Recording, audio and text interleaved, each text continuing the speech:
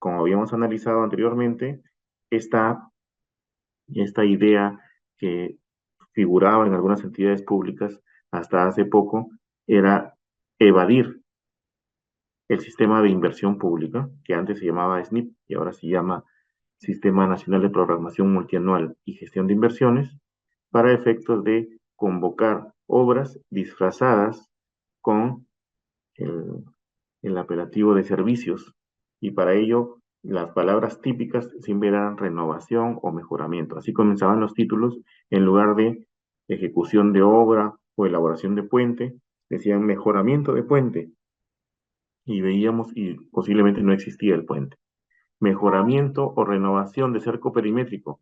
Íbamos al lugar y no existía el cerco perimétrico, sino que realmente lo que se hacía era tratar de modificar de alguna manera el título del procedimiento de selección a efectos de que no figurara como obra. Sin embargo, dentro de su expediente o sus términos de referencia, podíamos apreciar que sí era una obra porque tenía inclusive una fórmula polinómica. Toda obra, además, tal como está definida en el reglamento actual, debe contar por parte de la entidad pública, llámese municipalidad, llámese gobierno regional, llámese ministerio, de un supervisor. Y por parte del contratista o la empresa gestora de que va a efectuar la ejecución de la obra, es el residente de la obra. Además, se debe manejar bajo ciertos aspectos técnicos en los cuales están especificadas todas las limitaciones, los alcances, los costos, los plazos, los procedimientos, y se llama un expediente técnico que ha sido elaborado en algún momento por un proyectista. Ya hemos visto también lo delicado y lo importante que es contar con un expediente técnico bien hecho, y también que la estadística nos indica que el 80% del éxito de una obra depende principalmente de la elaboración adecuada de un expediente técnico. Toda obra, además, de acuerdo al reglamento, involucra lógicamente al contratista gestor, que se llama el ejecutor de la obra, y una consultoría de obra para realizar la supervisión de la misma. Lógicamente va a contar con mano de obra calificada y no calificada. Generalmente la obra no calificada es de la zona, y con materiales y diversos equipos dependiendo de la envergadura y del tipo de obra que se va a realizar. Decíamos también que toda obra debe pasar por el sistema de inversión pública. Entonces hablábamos que las obras, ya sean por administración directa, que las realice la propia entidad, y las obras por contrata, que la entidad efectúa un procedimiento de selección y lo convoca a través del SEACE, también tiene que haber pasado previamente por lo que es el sistema de inversión pública.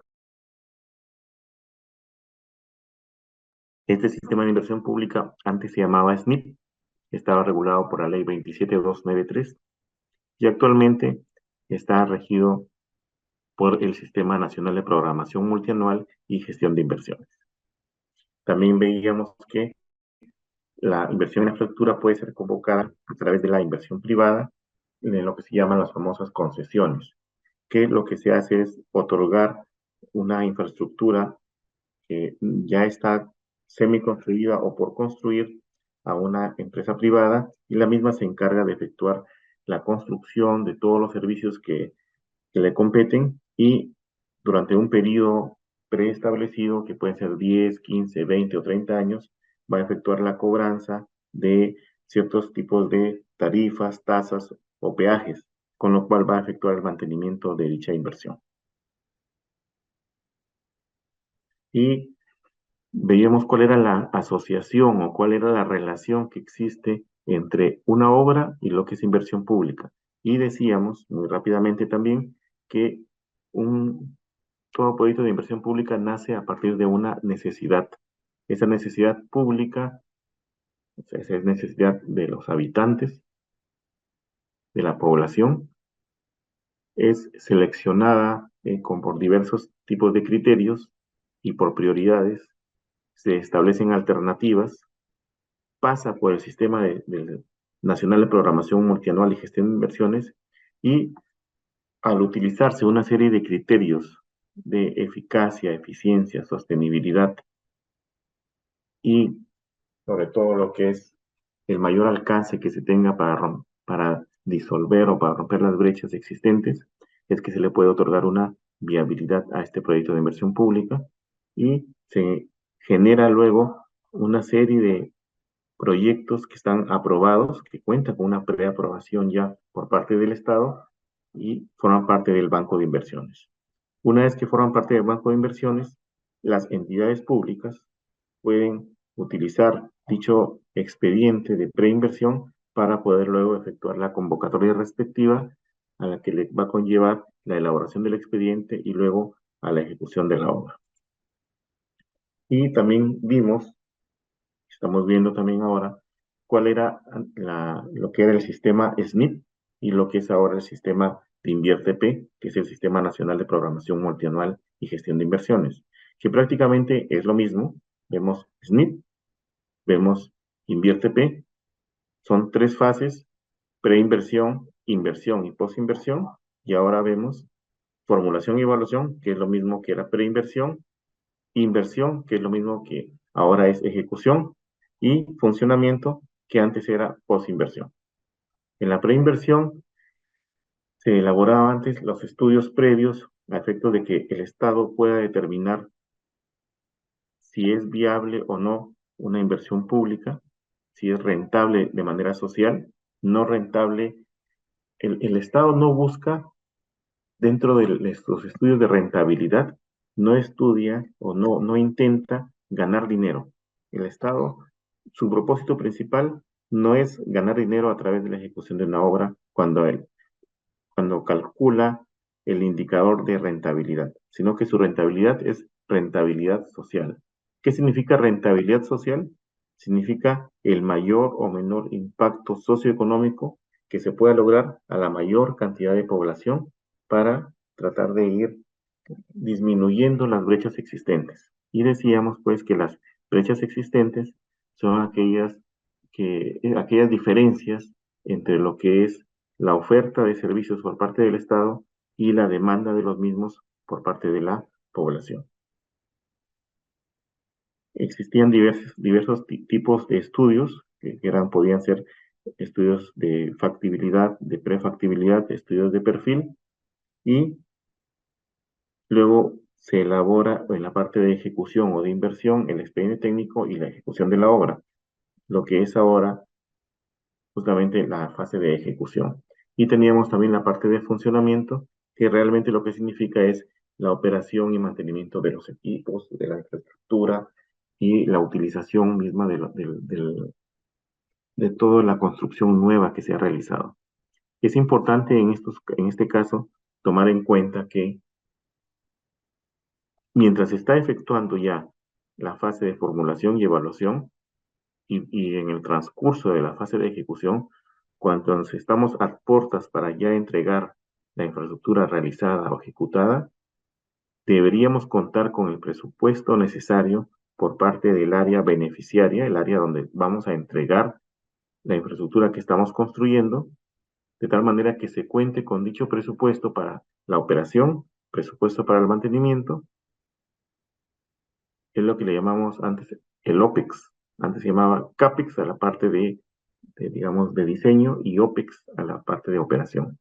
Y necesitamos este presupuesto para funcionamiento, para que no sea luego un elefante blanco lo que hayamos construido, elaborado, trasladado, transferido como entidad que hacemos a cierta entidad beneficiaria. Por ejemplo, nosotros como municipalidad, en este caso, construimos infraestructura para donarla, para transferirla ¿a quién?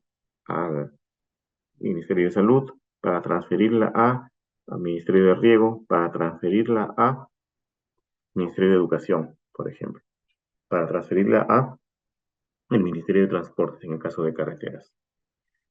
Cuando vamos a transferir, cuando comenzamos a iniciar la ejecución de la obra, o cuando comenzamos a realizar la formulación y evaluación, desde ya debemos tener en el horizonte los estudios previos de lo que se va a necesitar respecto a personal, respecto a materiales, respecto a equipos, respecto a suministros, insumos y demás gastos que tienen que realizarse a efectos que cuando ya sea transferido el bien o servicio o la infraestructura, ya tengamos pues, un presupuesto que me permita realizar un manejo adecuado y que la infraestructura recién transferida funcione en lo posible entre el 90 y 100%.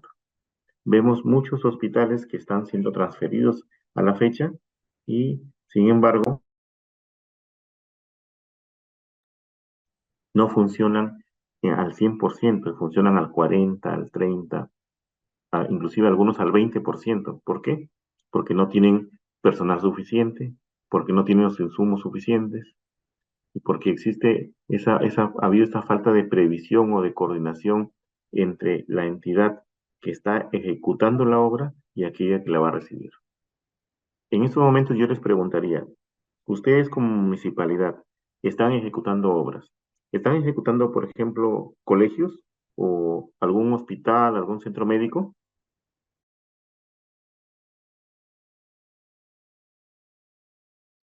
En estos momentos nos encontramos elaborando, ejecutando alguna obra pública.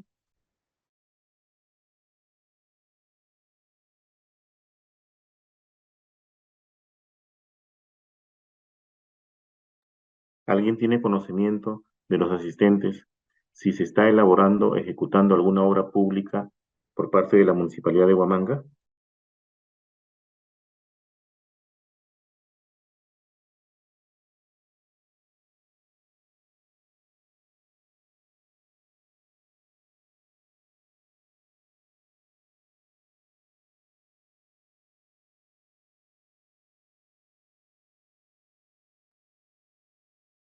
Los que estamos participando en estos momentos en el curso, ¿alguno de ustedes trabaja en la Municipalidad de Huamanga?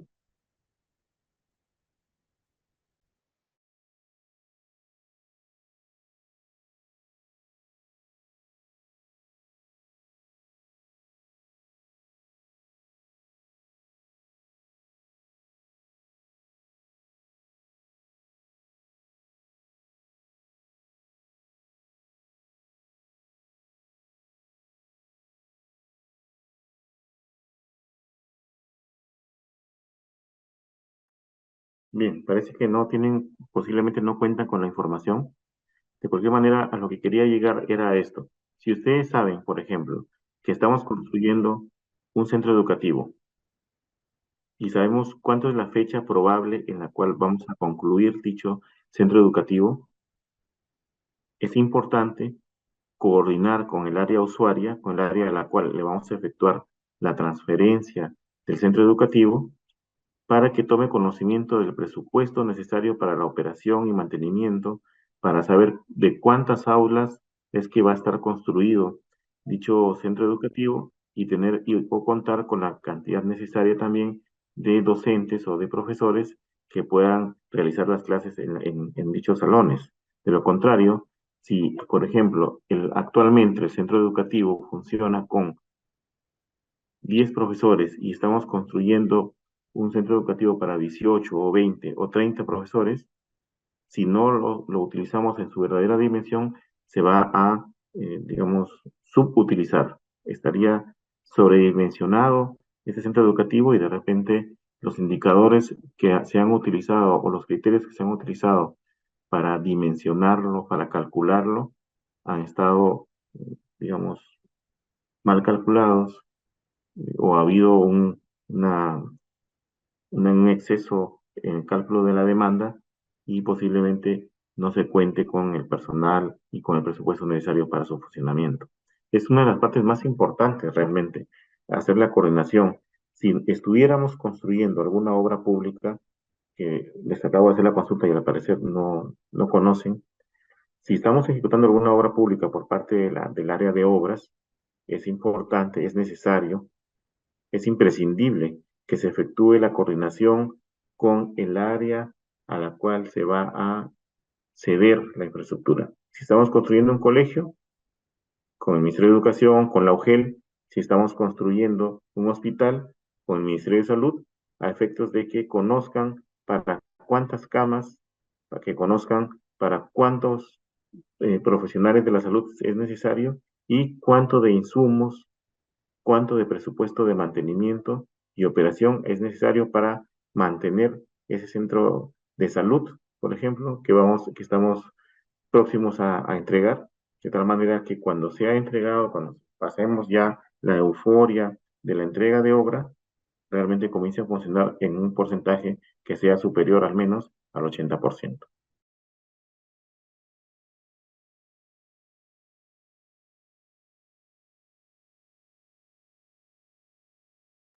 Otra de las digamos, particularidades que tienen siempre estos dos ciclos que ya hemos visto, el ciclo de inversión pública, SNIP, y el ciclo de Invierte P, es o son las lecciones aprendidas. Es importante que toda entidad guarde un registro de las lecciones aprendidas que se han generado durante cualquiera de las tres fases, desde la formulación y evaluación, la ejecución y el mismo funcionamiento.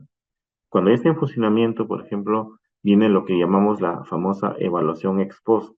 ¿Qué significa una evaluación ex post? Significa que luego de transcurrido un periodo determinado, por ejemplo, pueden ser 3 o 5 años, podríamos evaluar realmente si el funcionamiento de este centro educativo, el funcionamiento de esta carretera o el funcionamiento de estos centros de salud está cumpliendo las expectativas para las cuales fue dimensionado en su origen, en sus inicios. Si estaba calculado para cerrar la brecha de 600.000 beneficiarios y solo estamos viendo que cubre 300.000, quiere decir que estaba subdimensionado. Si vemos que no existe mayor demanda y que solo está con una población menor o ocupación del centro de salud menor al 30 o 40%, quiere decir que posiblemente este centro de salud o esta infraestructura había sido sobredimensionada y no había habido necesidad, no habría habido necesidad realmente de elaborar tan grande infraestructura cuando con una de menor capacidad podría haberse abastecido y podríamos también haber invertido menos para efectos de que ese presupuesto pudiera ser utilizado en alguna otra localidad donde realmente se necesite. Es importante esto, es básico, las lecciones aprendidas, de tal manera que me permitan en adelante utilizar estas, digamos, moralejas, estos resultados, de tal manera que evitemos que vuelvan a suceder situaciones de manera similar. Las normas vigentes ya hemos visto que son la Ley de Contrataciones del Estado, la 3225, que todo nace a partir del artículo 76 de la Constitución Política del Perú, que nos indicaba que debían hacerse todas las adquisiciones de bienes, servicios y obras a través de lo que era una licitación o un concurso público, y de ello fue que nació el Consucode en su oportunidad y ahora el OCE, que elaboraron una plataforma digital, una plataforma virtual que se llama el SEACE, Sistema Electrónico de Adquisiciones y Contrataciones del Estado, en el cual se publican todos los planes anuales de las entidades públicas y también los proveedores del Estado que están inscritos en el RNP pueden hacer la verificación de todos los procedimientos de selección que convocan las entidades y poder participar en ellos, para lo cual se van convirtiendo en diversos estatus, como en un momento cuando participan son participantes, cuando ofertan son postores, cuando resultan ganadores de buena pro son adjudicados y cuando firman contrato pasan a ser contratistas. Y tenemos que existen dos decretos supremos que están vigentes actualmente, en la cual hay diversas variaciones o modificaciones a la ley de contrataciones del Estado.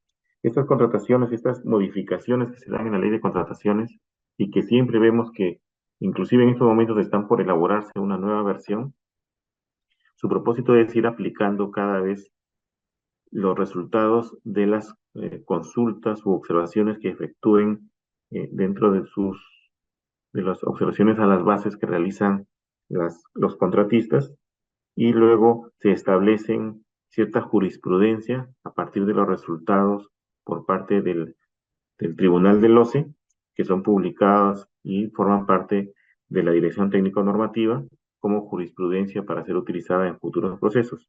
Es por eso que algunos de ellos, cuando ya son de manera recurrente, se prefiere el legislador utilizarlos y ponerlos de manera directa en el reglamento a efectos de que sea como una norma adicional, una norma más o una modificación a la norma. Y tenemos que actualmente está vigente la resolución de Contraloría 195 del año 88 de Contraloría General del año 1988. Rige actualmente que a pesar que salió un dispositivo legal hace un mes en el cual disponían las nuevas normas sobre la administración directa, este dispositivo legal, esta ley, el problema que tenía era que limitaba las obras por administración directa hasta cierto monto. Y esto hizo que todas las entidades del Estado protestaran inmediatamente porque prácticamente las estaban dejando sin una especie de herramienta que bien utilizada es productiva, es positiva, pero que a veces en épocas electorales también es ocupada para, lo conocemos, para utilizar la mano de obra y conseguir votos, obviamente, algo que no debería ser permitido normalmente.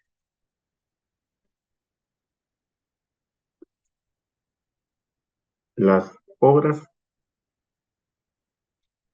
ya sean por administración directa o ya sean por contrata, pueden ser realizadas a suma alzada, a precios unitarios o esquema mixto. La vez pasada lo vimos muy rápidamente, ahora lo tenemos tal vez un poco más. Suma alzada, la definición misma, la definición del reglamento nos dice que se aplica cuando conocemos de manera específica, detallada, con toda certeza, las cantidades, magnitudes y calidad de lo que voy a construir. Si una obra, si en una obra que está, digamos, que yo la tengo, como le llamamos, hay un término que ahora se utiliza, mapeada, la tengo controlada, conozco las especificaciones de lo que quiero, conozco las dimensiones de lo que quiero, conozco cantidades, magnitudes y calidad de lo que realmente voy a necesitar y donde voy a construir, entonces, lógicamente puedo hacerla bajo su alzada. Pero esto me implica, obviamente, de manera tácita, que no voy a poder ejecutar, por ejemplo, carreteras. Carreteras bajo obra de suma alzada, ¿es posible? No es posible porque el terreno sobre el cual voy a construir, si conocemos cuál es la variabilidad del terreno peruano, tenemos los Andes, tenemos las costas, tenemos las cordilleras, tenemos terrenos blandos, tenemos roca, tenemos arcilla, tenemos una serie de terrenos que van variando de acuerdo al avance que ve sobre el terreno o sobre la profundidad del mismo, y mal podríamos decir que conocemos o que he efectuado determinada cantidad de calicatas y puedo tener una idea somera de lo que voy a construir en una carretera, por ejemplo, de 300 a 400 kilómetros.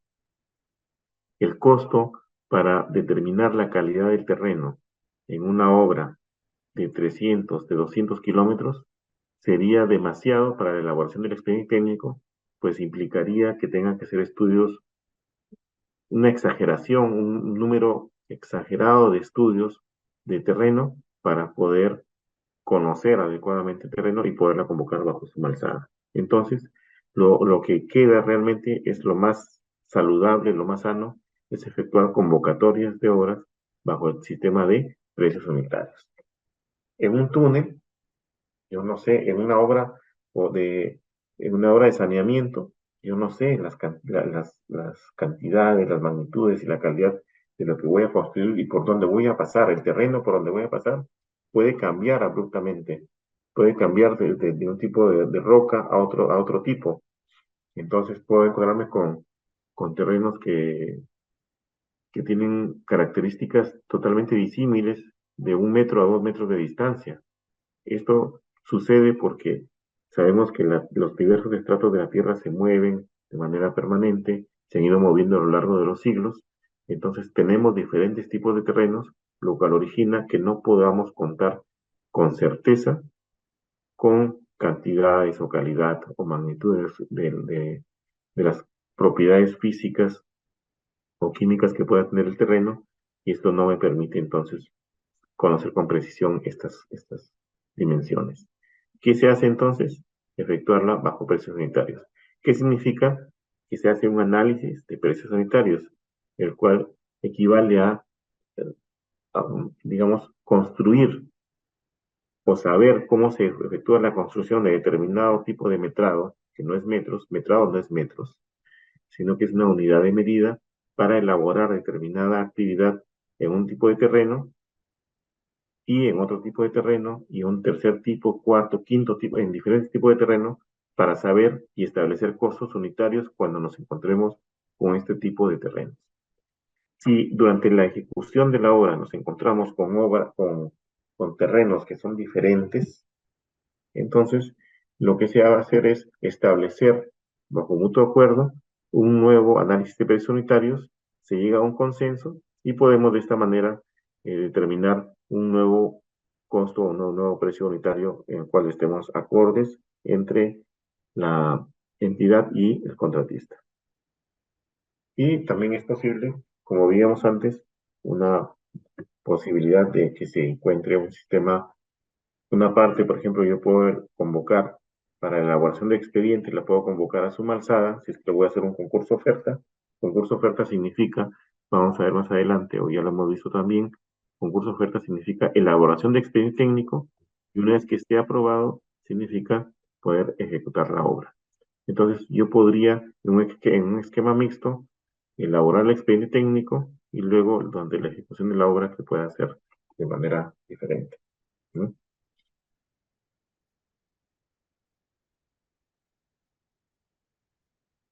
El reglamento nos indica una prioridad para las obras de suma alzada, solo para las obras de suma alzada, no es para costos unitarios. Esa pregunta creo que estuvo en el examen, creo que todos acertaron. Entonces, existe un orden de prelación. ¿Qué significa prelación? Prelación significa prioridad. Significa que frente a una incertidumbre durante la ejecución de la obra, si estoy ejecutando una obra a suma alzada, yo voy a tomar en cuenta un orden de prelación. ¿Cuál va a ser ese orden de prelación? Va a ser planos, especificaciones, memoria descriptiva y presupuesto de obra. Por eso es que se ha puesto de manera escalonada como para que se tenga una idea mejor.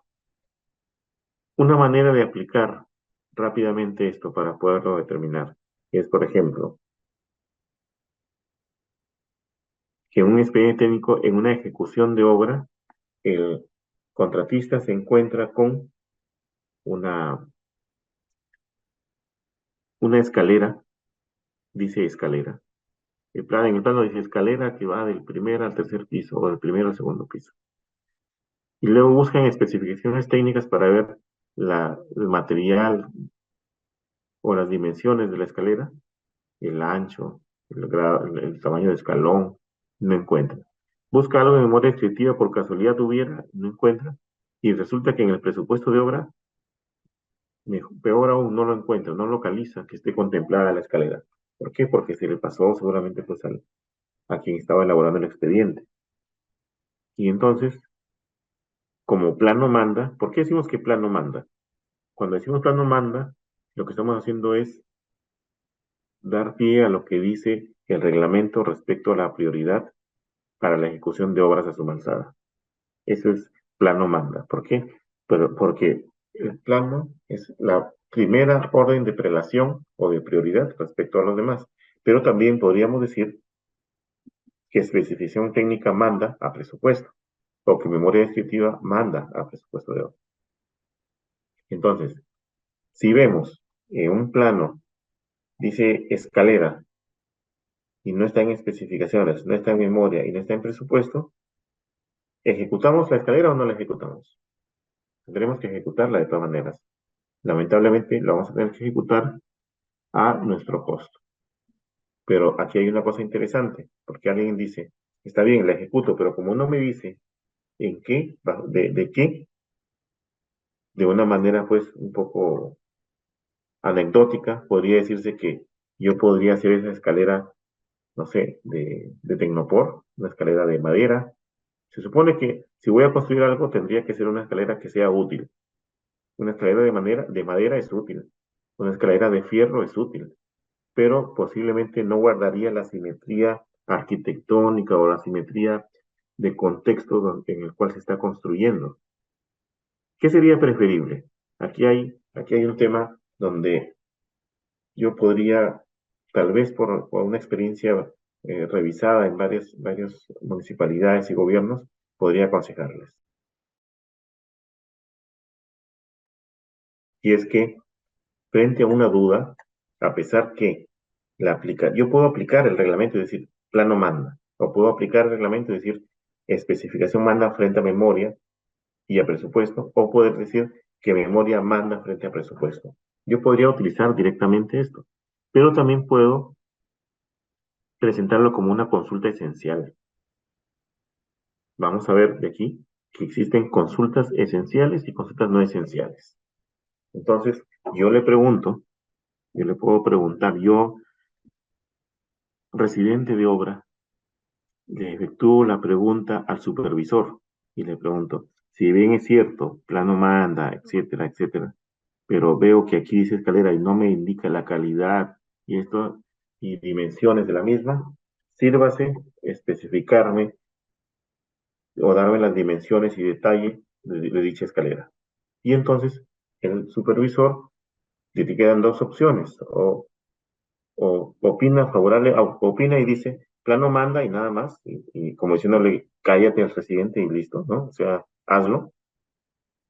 Pero sabemos que en este caso la opinión del supervisor es necesaria, pero no es vinculante, y tiene que ser respaldada por lo que opine el, la entidad. Entonces, ante la consulta esencial, porque sería una consulta esencial, no es una consulta no es una consulta no esencial, es una consulta que es básica porque va a depender de ella magnitudes, calidades que son importantes para el desarrollo del proyecto. Entonces, la entidad va a derivárselo al proyectista y el proyectista va a decir, bueno, sí, tiene razón, aquí me faltó detallar y realmente la especificación es la que se adjunta. Y se adjuntará pues el plano respectivo y se lo va a brindar, digamos, al contratista a través de un documento en el cual se va a efectuar la circulación. Y aquí viene el inconveniente que ya no se ejecutaría bajo costo del contratista, porque al ser un cambio significativo en la elaboración del expediente, porque no estaba contemplado en el mismo, porque es un documento agregado en estos momentos, que lo acaba de agregar el área de estudios, entonces se va a solicitar el adicional respectivo para poder ejecutar esa obra, esa parte de la obra. Entonces ahí sí se incorpora ese costo. Sin embargo, si le digo simplemente plano manda, se perjudica prácticamente. Entonces, aquí va a depender, este plano manda, va a depender realmente de la trivialidad o de la importancia que pueda tener el cambio al cual estamos nosotros haciendo referencia. Por ejemplo, nosotros tenemos que en otro ejemplo, podríamos tener una tubería de un diámetro de 5 pulgadas para embonar de manera directa en el plano, según plano, tendría que embonar con una tubería de 3 pulgadas. Sabemos que no puede, no existe, porque hay un huelgo ahí entre 5 y 3 pulgadas. No podría haberlo.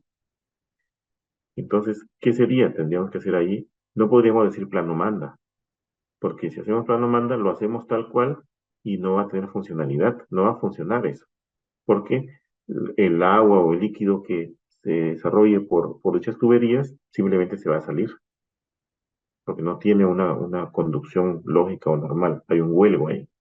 Entonces, ojo con este factor, la utilización de este famoso plano manda. No siempre es lo más aconsejable y siempre es preferible utilizar una consulta esencial.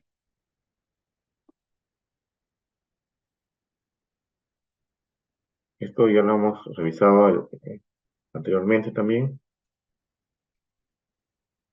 perdón, que es que para bienes y para obras, durante la ejecución contractual, las obras pueden ser concurso oferta, ya hemos dicho que es elaboración de expediente, y una vez que esté aprobado, puede haber la ejecución de la obra por el mismo contratista, y en este caso no pueden haber adicionales. Definitivamente no sería dable, ético ni razonable el hecho de que un contratista elabore un expediente técnico y que ese expediente técnico después él mismo, cuando esté ejecutando, diga, ha habido una deficiencia en el expediente, porque él mismo lo ha hecho, él mismo ha hecho el expediente.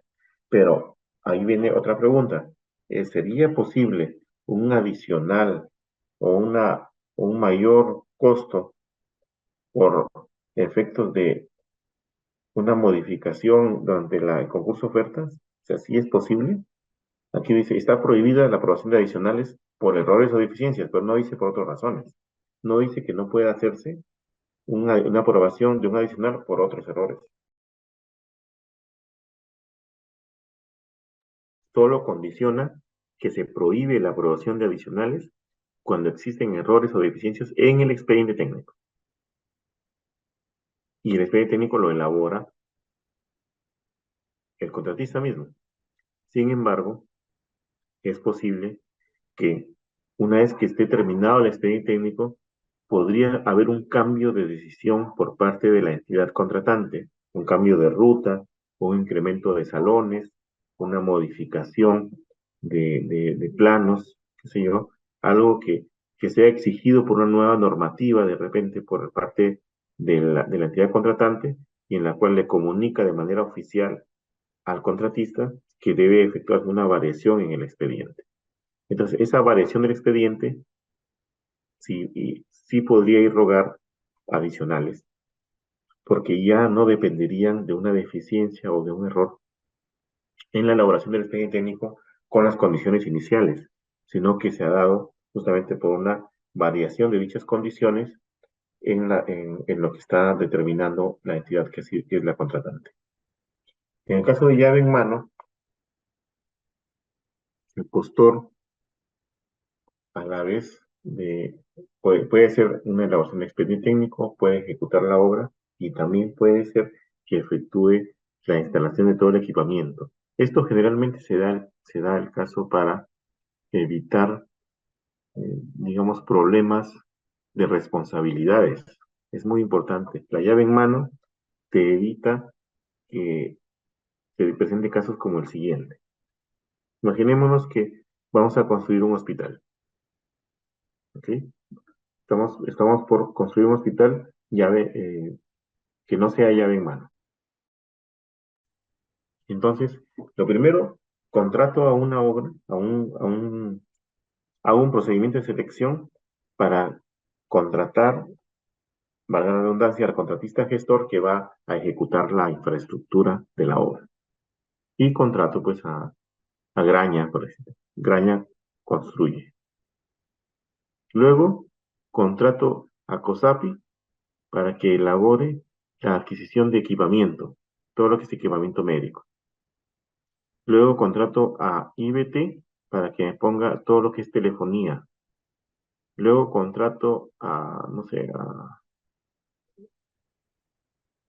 Odebrecht, que no debería. Los contrato para que me ponga todo lo que es eh, línea de agua externa. Resulta, o de repente puestas a tierra. Resulta que se inaugura el hospital, tengo una falla en el ecógrafo, en uno de los principales ecógrafos. Llamo al proveedor al proveedor de equipamiento médico, al que me proveyó del ecógrafo, llega y me dice, yo no te puedo dar garantía porque aquí la puesta a tierra ha sido inutilizada, no hay una buena conexión. Llamo al de puesta a tierra y me dice, yo no puedo dar la garantía porque vino el de cableado estructurado y la ha cambiado. Llamo al de cableado y dice, yo no pude pasar por aquí porque la estructura no me dejó la canalización respectiva. Entonces todos se echan la pelota y nadie asume una responsabilidad.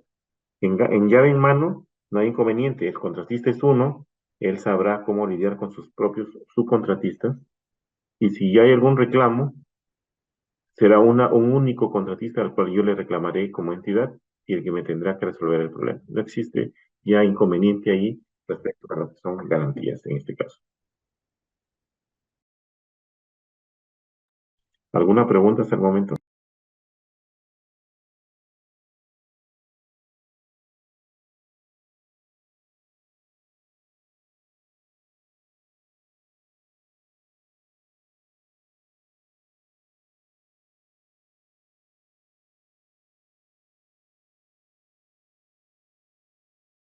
Revisábamos también el tema de lo que es definición de adicional de obra. Un adicional de obra es aquella actividad, aquella parte de la misma obra que puede ser que no se haya considerado adecuadamente en el expediente y sin embargo es necesario, es obligatorio, es imprescindible que se realice. De lo contrario, no voy a poder obtener el objetivo principal de la obra. Entonces tenemos los famosos adicionales de obra. Y tenemos también, vamos a ver más adelante, que tenemos también, así como hay adicionales, también pueden haber deductivos. Y también pueden haber adicionales y deductivos vinculantes o vinculados. Quiere decir que un adicional ha provocado un deductivo. Por ejemplo, yo les preguntaba en la clase pasada si la construcción de un cerco perimétrico en un centro de salud frente a la Embajada de Estados Unidos, por ejemplo, que es una zona muy vigilada, muy, cuenta con bastante seguridad. Hay gente, digamos, tranquila frente a la embajada y hay policías por todos lados.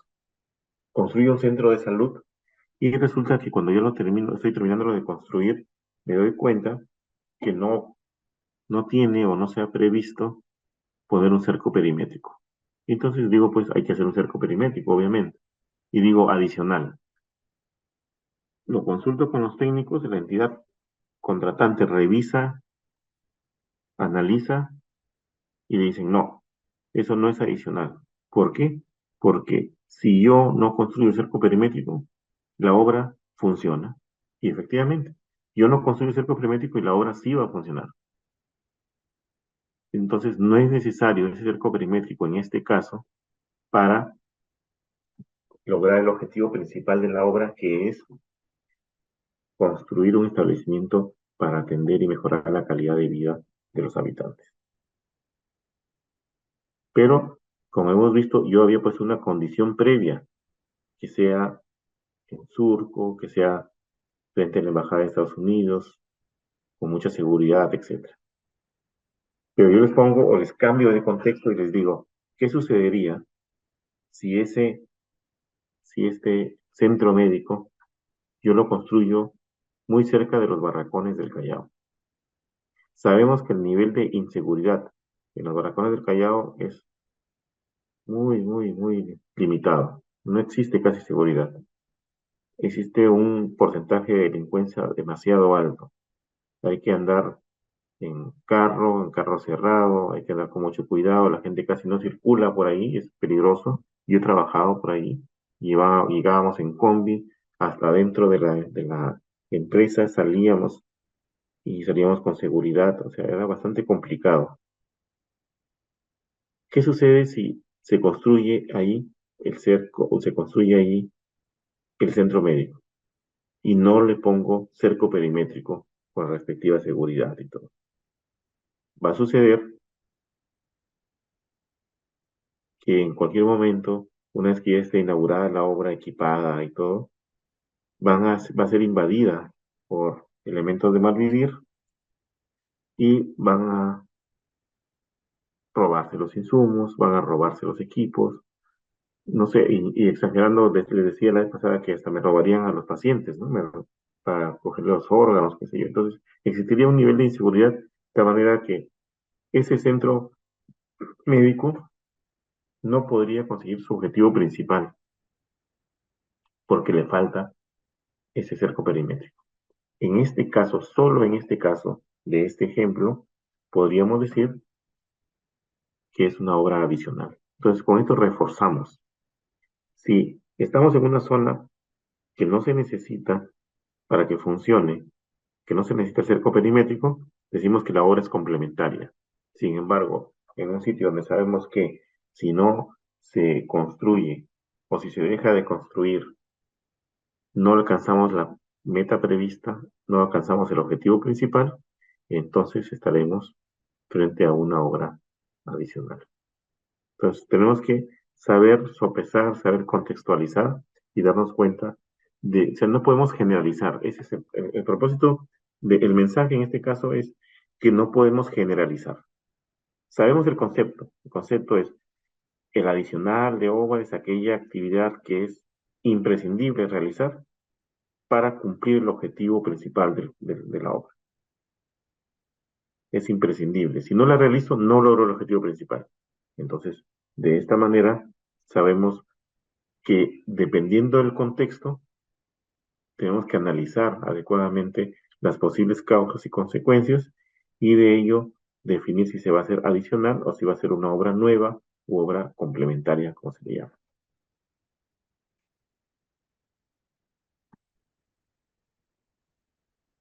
¿Qué tipos de adicionales de obra tenemos? Tenemos, ya lo hemos comentado, por mayores metrados, ya tenemos un presupuesto base, tenemos un valor referencial y simplemente este adicional de obra va a ser, podría ser por mayores metrados, como también podría ser por partidas adicionales. Podrían haber partidas no contempladas dentro del expediente técnico. Y si es por mayores metrados, obviamente ya tenemos los precios unitarios que han sido establecidos previamente y es bastante sencillo, dependiendo de ese mayor metrado, que ya dijimos no son metros, sino que son unidades de medida, podríamos decir mayor metrado en bombas, por ejemplo, en equipos de bombeo. En lugar de 10 van a ser 12.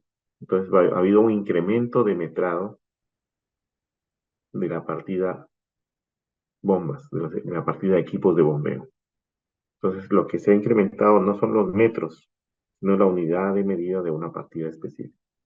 Y si tenemos el valor unitario, el precio unitario que está contemplado en el valor referencial, tenemos rápidamente por simple multiplicación obtener cuánto va a ser el adicional del valor. Y las obras complementarias u obras nuevas pueden ser realizadas por el mismo contratista y simplemente ahí los precios, dependiendo cómo van a ser generalmente partidas nuevas, van a tener que ser consensuados o establecidos entre la entidad y el contratista.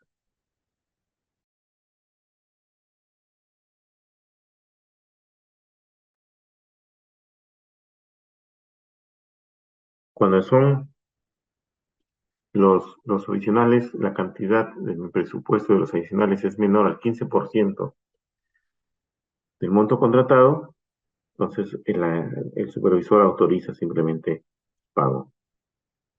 Y si son mayores, tendrá que ser la Contraloría quien autoriza dicha ejecución y pago.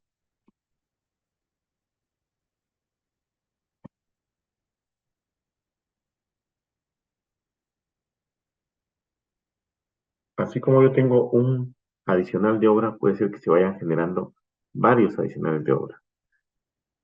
Y puedo ir sumando los presupuestos adicionales de tal manera que yo voy dividiéndolo entre la sumatoria de todos los presupuestos adicionales, la divido entre el valor referencial y voy a tener el porcentaje establecido, el porcentaje al que me está alcanzando los presupuestos adicionales, la sumatoria de los presupuestos adicionales.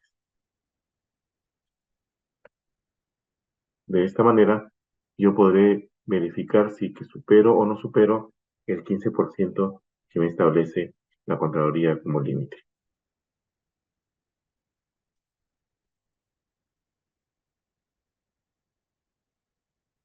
tope que me proporciona en la Contraloría sabemos que es el 15% del, del presupuesto contratado. Y también hablábamos hace un momento de lo que es un deductivo vinculado o vinculante. Esto es, con este ejemplo que estamos viendo en este caso, se hace bastante sencillo. Resulta, por ejemplo, un, que tenemos un colegio, estamos construyendo un colegio, y por diversas normas de ambiente, de oxigenación, que el ministerio de repente nos dice que para que reciban de mejor manera las clases se necesita que los alumnos estén mejor aireados y mejor refrescados en su cerebro con el oxígeno determinado. Se ha establecido que en lugar de una puerta sean o cuenten con dos puertas. Y de paso, que para lo que es defensa civil sea más sencillo de repente, en un caso de un sismo, poder evacuar rápidamente el local. Entonces, ya estaba construido, digamos, ya estaba diseñada o estaba construida el salón, y estaba construido con una sola puerta. Y me dicen que en lugar de una puerta van a haber dos puertas. Entonces, si es así, yo voy a tener que, donde voy a ubicar la segunda puerta, voy a tener que hacer un forado o voy a tener que dejar de utilizar el material que debería haber utilizado para rellenar esa área específica, un ancho, un largo, una altura. En lugar de utilizar ese tipo de materiales, yo ahí voy a dejar un vano, voy a dejar un marco de puerta y voy a construir una puerta. Entonces aquí vemos que se confluyen o se configuran diversos tipos de circunstancias. Voy a utilizar menos material de un tipo, ya no voy a utilizar menos concreto, menos ladrillo, menos cemento, menos mano de obra para efectuar la construcción, porque en lugar de una puerta van a haber dos puertas, o sea, van a haber dos huecos, digamos, si seamos de manera práctica. Y también vemos que en lugar de gastar en una puerta de madera, voy a gastar en dos puertas de madera. O sea, que voy a tener en la partida puertas, voy a tener adicionales, pero también voy a tener deductivo en la partida concreto, en la partida pared, por decirlo. Construcción de pared, si lo definiéramos como partida, sería un área menos de pared. Esto, lógicamente, equivale. Una puerta adicional significa un costo determinado, así como también la mano de obra que se necesita para instalar esa puerta, porque no cualquiera puede instalar una puerta. Necesita gente tal vez que tenga cierto tipo de preparación, cierto tipo de experiencia para poder realizar una instalación de una puerta adecuada con las fijaciones necesarias en los ángulos, en las ranuras, y que esa puerta, cuando un alumno molesto, un profesor molesto, tire un portazo, no se caiga. Tiene que estar bien puesta la puerta. Y también significa que el costo que me podría haber determinado que en lugar de la puerta hubiera concreto, en lugar de poner ese ladrillo, ese cemento, ese concreto, esa arena, esa agua, me ahorre ese gasto, pero también me voy a ahorrar el gasto de la persona o personas que podrían haber para construir esa parte donde estaría la puerta. Entonces tenemos un adicional, que es adicional puerta, con un deductivo vinculado o vinculante, que es la parte del pedazo de pared que voy a dejar de construir, voy a dejar de realizar en lo que se refiere a materiales, en lo que se refiere a mano de obra, en lo que se refiere a servicios de pintado, por ejemplo. Entonces, hablamos de un deductivo vinculado o vinculante.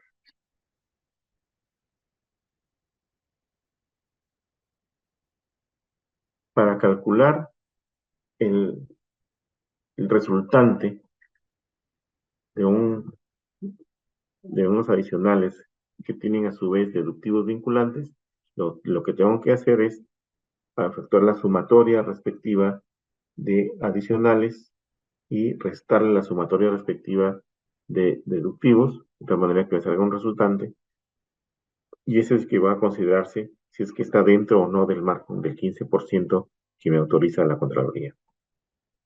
Para esto es importante también tomar en cuenta y explicarle bien al contratista que realmente uno de los deductivos que él dice sea vinculado o vinculante, porque a veces no tienen ninguna relación, sin embargo dicen que es vinculado o vinculante. Tiene que tener una relación, tiene que ser algo que se deje de hacer o como que a consecuencia de dejar de hacer o de construir nuevo, se deje de hacer el otro. Tiene que haber una relación biunívoca ahí, tiene que haber una relación que se evidencie de tal manera que los vincule entre ambas partidas o entre ambas actividades.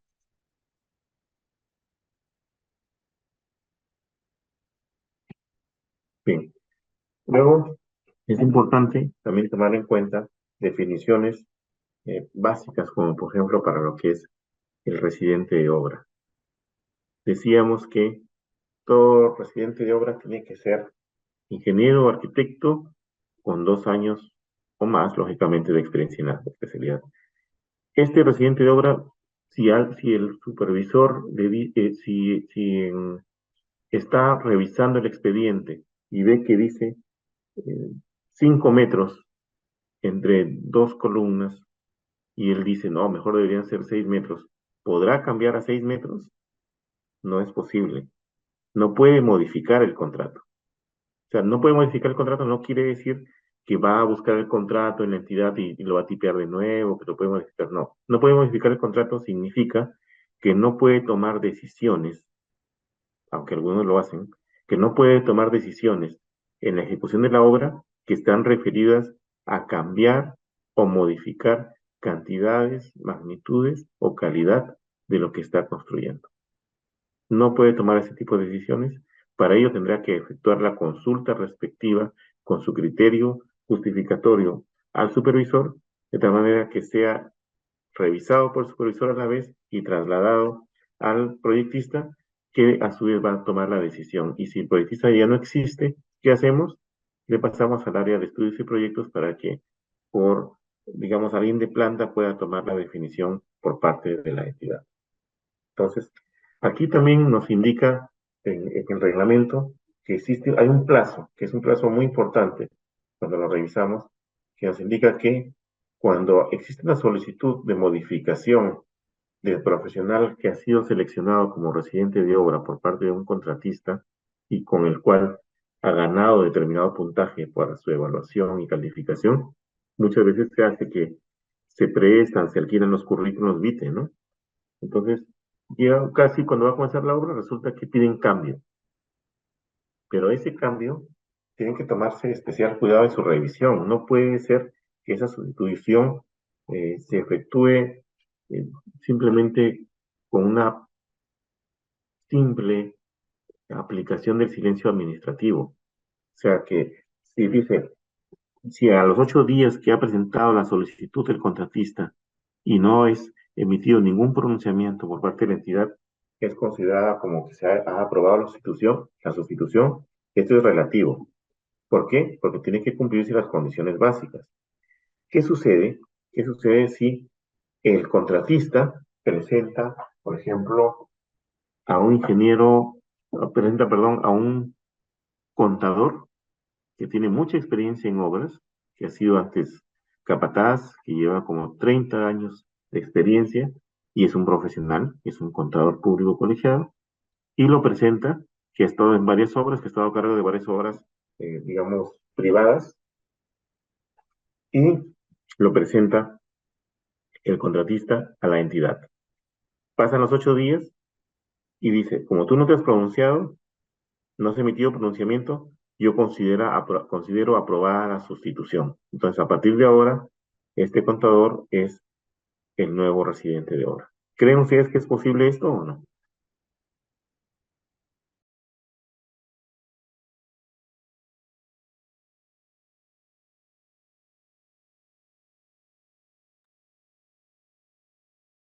Obviamente no sería posible, toda vez que, si bien es cierto, es presentado por el contratista y han pasado los 8 días, pero estos 8 días son considerados siempre y cuando el contratista haya presentado su requerimiento de modificación o sustitución del personal clave, cumpliendo los requisitos establecidos en el reglamento.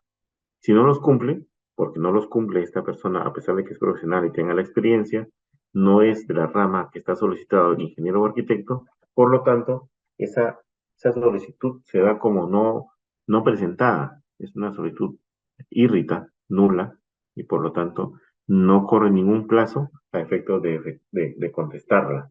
No está en obligación la entidad de contestar un requerimiento por parte del contratista por el mero hecho de que haya vencido un plazo determinado que diga que en el reglamento dice que son 8 días y que por lo tanto ya estoy aplicando el silencio administrativo. No lo puedo aplicar porque tu solicitud no cumplía ciertas condiciones y por lo tanto no me veo yo en la obligación de contestarlo.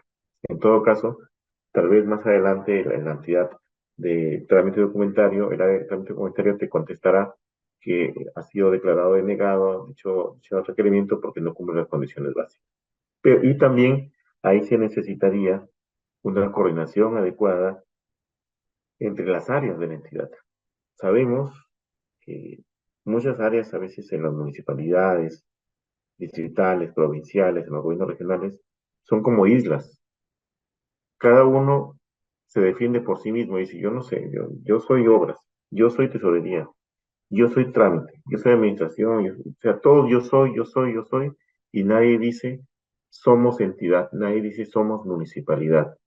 Y eso es un problema porque cada uno ve de manera muy egoísta su propia conveniencia, pero no ve que podría evitar de repente un problema mayor si es que le comunica, si es que le avisa a su compañero o alguien, o se reúnen entre varios y determinan cuáles son las acciones a seguir para que se encamine adecuadamente un procedimiento. Entonces, si viene alguien a presentarme un requerimiento de esa naturaleza, yo estoy en control documentario o en trámite documentario, llamaré inmediatamente al área de obras, llamaré al área de logística, llamaré y preguntaré, miren, ¿qué están presentando esto? ¿Es posible? Porque lo acabo de leer y están presentando esto. No, no es posible, no lo aceptes. Ok, no se acepta porque no cumple las condiciones. Y listo.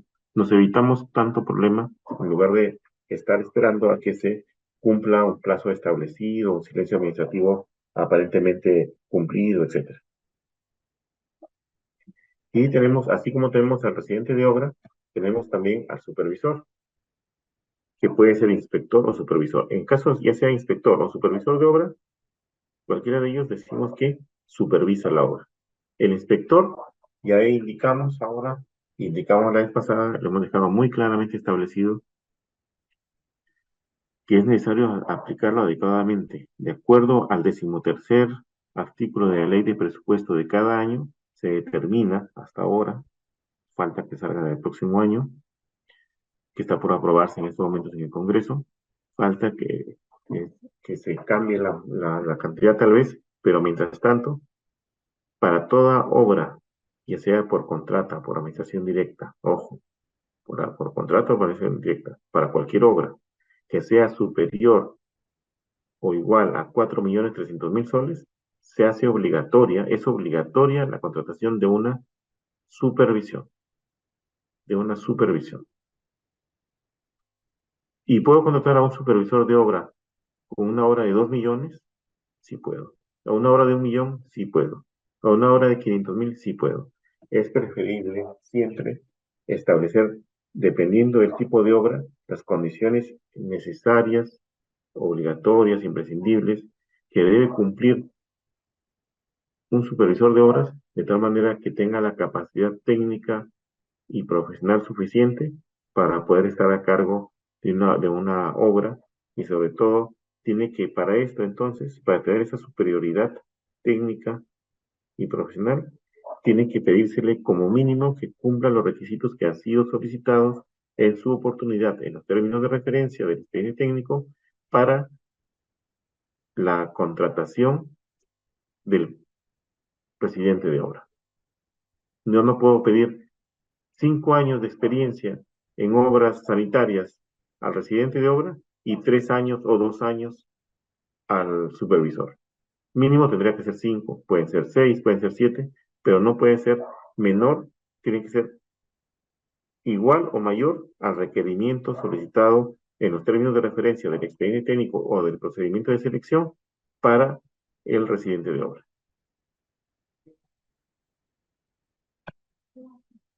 ¿Qué hace el supervisor de obra o el inspector? Lo que hacen es efectuar varios tipos de controles. Control contractual, control económico, control técnico, control administrativo. Existen algunos controles de estos que podrían decirnos o podríamos decir que son independientes uno del otro. Sería muy difícil, muy complicado poderlos separar. Siempre podemos decir que una parte de uno prácticamente tiene que ver con el otro o está relacionado. Esto lo vamos a ver en la siguiente diapositiva. Decimos también que el supervisor, de similar manera a lo que es el residente de obra, no está facultado para modificar el contrato. Esto quiere decir que no es que vaya a buscar el contrato que fue firmado y lo modifica, se sienta, lo tipea diferente, no. Significa que no puede tomar decisiones referidas a cantidades, magnitudes o calidad a requerimiento del residente o por motivación propia que sean diferentes a lo que indica el contrato. Si es que él se da cuenta que algo está mal, debe hacerlo solicitar por el residente o elevar él mismo la consulta al proyectista y luego obtener la respuesta por parte de la entidad o del proyectista a efectos que se determine cuál es la corrección del error o cuál es la determinación de la duda o consulta técnica que quiera realizar. Y aquí está lo que estábamos comentando. Existen diferentes tipos de controles, llamábamos. Cuando se inician los servicios, el supervisor va a verificar el terreno. Lógicamente, lo primero que pide es el expediente técnico para revisarlo, a ver qué cosas pueden ir bien, pueden ir mal. Revisa la fórmula polinómica, si la sumatoria de los coeficientes es igual a 1. En suma, verifica todas las condiciones. Es una etapa previa, una etapa inicial. Y decimos también que existe un control durante la ejecución de la obra, que puede ser control técnico, control económico o control contractual. Sin embargo, cuando decíamos que no son independientes ellos. ¿Por qué? Porque cuando hablamos de un control técnico, por ejemplo, vemos control de la calidad de los trabajos. El control de la calidad de los trabajos es un control técnico. Pero obviamente, si hago un control de la calidad y digo, esta no es la calidad que está indicada en el expediente técnico, lógicamente estoy poniendo cuidado en el cumplimiento del contrato. O sea, digo, esta no es la calidad porque no es lo que está establecido en la especificación técnica. La especificación técnica es parte del expediente y el expediente es parte del contrato. Por lo tanto, estás alterando lo que está indicando el contrato. En tal sentido, yo estoy haciendo un control contractual también. Por otro lado, esa calidad técnica que no se condice con lo que está indicado en el expediente técnico y que yo estoy observando, significa que es de una menor calidad posiblemente y por lo tanto menor costo. Entonces yo también estoy cuidando que se ejecute lo que se ha realmente definido en el presupuesto del expediente. Por lo tanto, también forma parte esto del control económico. Entonces, si controlo calidad, estoy también controlando el cumplimiento contractual y también estoy controlando o verificando el control económico. ¿Ok? Entonces, no podríamos decir que un control de calidad es 100% calidad, sino que tendrá un 80% de calidad, tendrá un 10% de control económico y tendrá un 10% de control contractual. De esta manera, son controles que son, digamos, que son complementarios entre sí y que se dan durante la ejecución de la obra. Luego del término de la obra, va a estar a cargo, lógicamente, el supervisor de la recepción y posteriormente de la verificación del contrato de la supervisión. ya hemos indicado que se sugiere que debería cumplir con condiciones iguales o superiores al residente de obra, a efectos que tenga la superioridad técnica profesional suficientes y necesarias para poder establecer correcciones, modificaciones, para poder imponer su autoridad de una manera, lógicamente, no prepotente. La idea, decíamos también desde el inicio de la primera sesión, decíamos que la idea del reglamento y la idea de buscar un profesional idóneo para realizar la supervisión no significa alguien que ponga contra la pared al residente, que ponga, que diga, yo lo tengo aquí en la mira al contratista, yo sé lo que hago. No, o sea, no se trata de eso. Se trata de establecer lo que le llamamos en el NEC, por ejemplo, en los contratos NEC, le llamábamos un espíritu colaborativo, porque el objetivo principal, como hemos comentado antes, de toda obra y el objetivo principal del reglamento, de la ley de contrataciones, de la ley de contrataciones y de las entidades públicas, en definitiva, es lograr el bien público, lograr el bien común, lograr el objetivo de la obra, lograr que se construya. ¿Qué gana o gana algo la entidad por sancionar, por penalizar, por ponerle multa, por decirle, ya te fregué al contratista porque le tengo cólera, porque la vez pasada me trató mal en otra obra, porque no me invitó nada en la entrega de terreno, porque la vez pasada me quedó debiendo, etcétera? O sea, no debemos ser subjetivos en nuestra evaluación y nuestra intervención profesional. Nosotros estamos eh, preestablecidos, estamos designados como funcionarios públicos justamente para lograr objetivos. Y el objetivo en obras es obras. El objetivo es terminar la obra.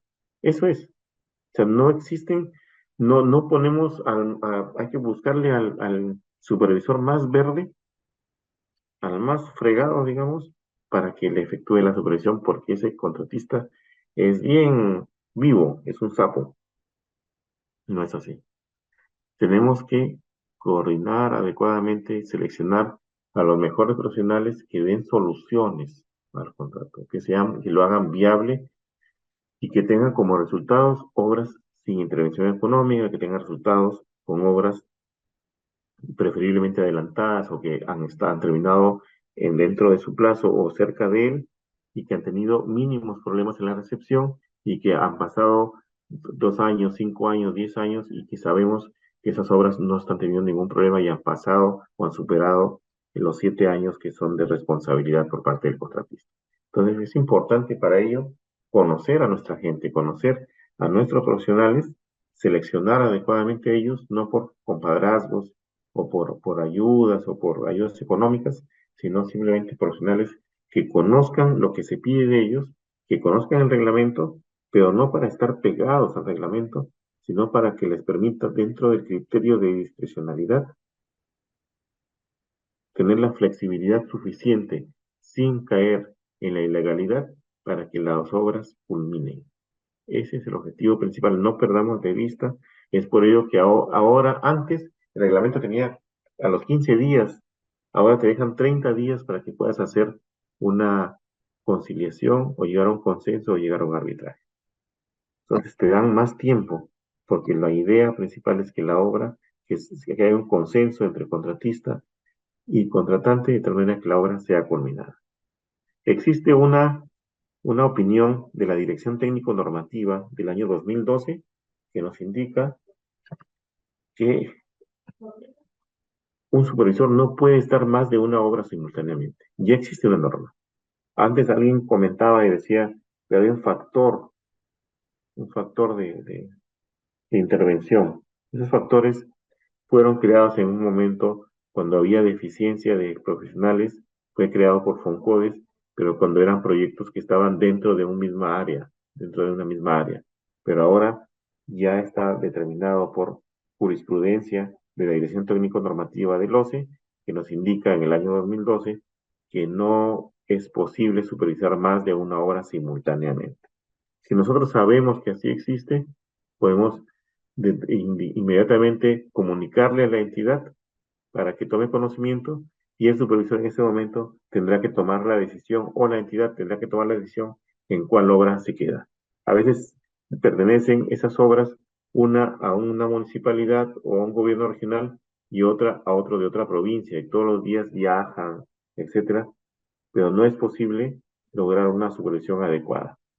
Por otro lado, también se creó una especie de controversia o comentarios en algunas partes cuando hablan de qué significa supervisión permanente de la obra, qué significa ah, asegurar la supervisión permanente de la obra. ¿Qué significa, no? ¿Significa realmente estar en la obra? ¿Significa ver la obra? ¿O significa, qué significado tiene?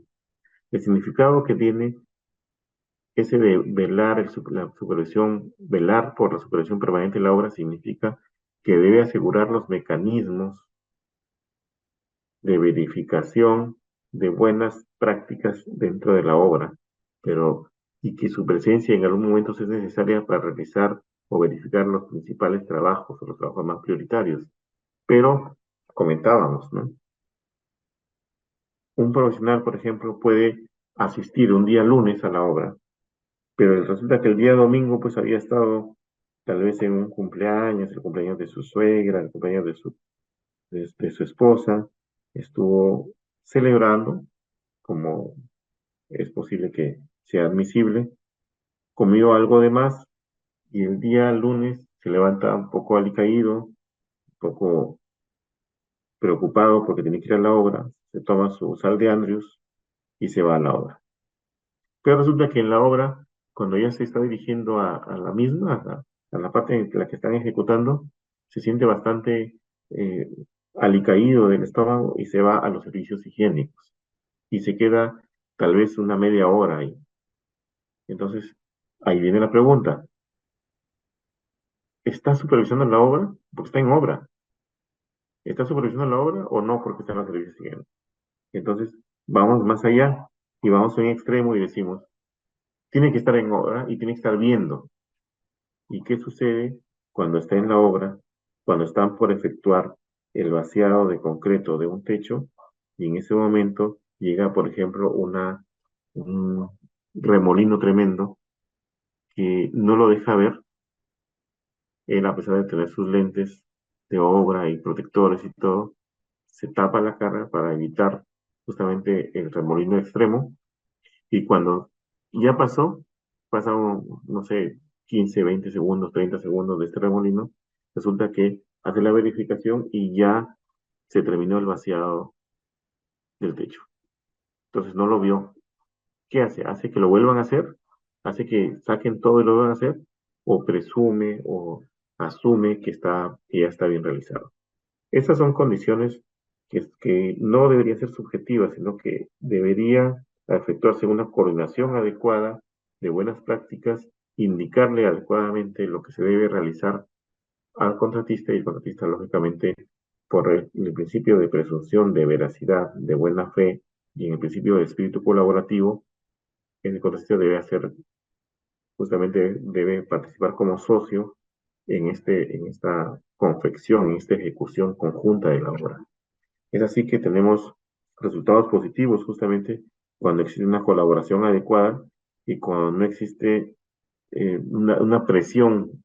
Muchas veces es mal vista un exceso de presión por parte del supervisor respecto al residente porque muchas veces es mal interpretado. O sea, no es dable que lo presiones demasiado, como tampoco es dable que se les vea pues abrazados saliendo de un restaurante donde beben licor y salir abrazados al residente con el supervisor, ¿no? Sería una cosa bastante notoria y fuera de lugar. Bien, si no tienen alguna pregunta, les agradezco por el día de hoy.